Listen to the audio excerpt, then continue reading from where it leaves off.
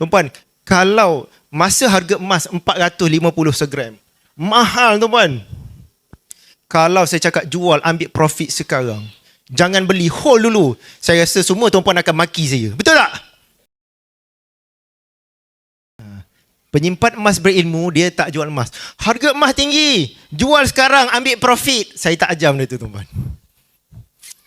Kalau saya ajar benda tu, saya suruh semua jual sekarang.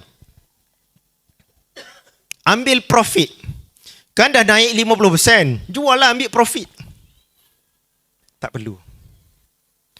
Lepas tu adalah influencer, orang yang kecam lah, dealer-dealer public gold. Ini dealer-dealer ni semua nak buat duit ni, komisen. Dia suruh orang beli je. Mahal pun beli. Beli. Tak suruh jual. Tuan-puan, sebenarnya kalau kita nak buat duit banyak, kita suruh tuan-puan jual beli tau.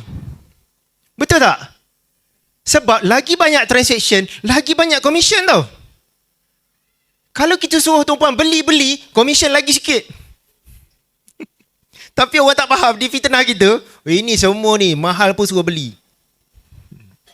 Tuan-puan, kalau masa harga emas 450 segram, mahal tuan-puan.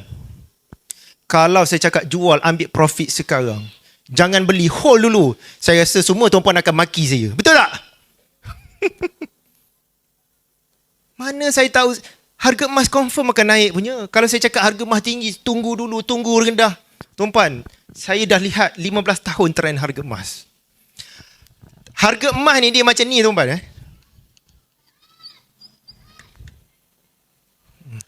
Dia sekali naik, dia banyak turun sikit. Naik banyak turun sikit. Betul tak? Tuan-puan perhati dalam trend harga emas. Naik banyak turun sikit. Naik banyak turun sikit. Sebab apa? Bila keluar saja news yang membimbangkan pelabur, harga emas akan naik sebab orang akan convert duit kepada emas. Berlaku peperangan. Orang convert duit kepada emas. Harga emas mencadat naik. Ada je good news, tadi bad news. Bad news, harga emas akan naik. Good news, harga emas akan turun.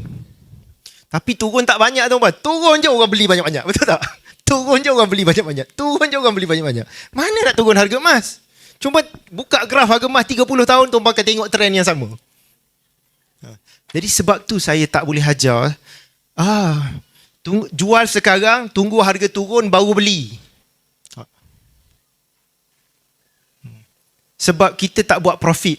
Kita nak beli emas, tambah tabungan, tambah harta, tutup hutang.